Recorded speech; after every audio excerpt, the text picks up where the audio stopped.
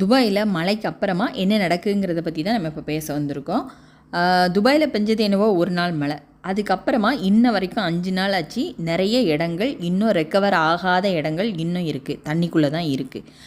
தண்ணிக்குள்ளே தான் இருக்குன்னா அப்பார்ட்மெண்ட்டு தானே, கீழே வந்து இறங்க முடியாத சூழ்நிலையில் இருக்கிறாங்க. அவங்களுக்கு தேவையான பேசிக் நீடு கூட கிடைக்காம, கரண்ட் இல்லாமல், நெட் இல்லை, வசதிகள் இல்லாமல், ஸ்கூல் எல்லாமே இன்னும் வந்து ஆன்லைனில் அந்த மாதிரி தான் போய்கிட்டு இருக்குங்க நிலவரம். வந்து ரெக்கவர் ஆன இடங்களும் இருக்கும், அதுக்காக ஓவரால் எல்லாம் சரியாயிடுச்சு அப்படின்னு சொல்கிற நிலைமைக்கு இல்லை.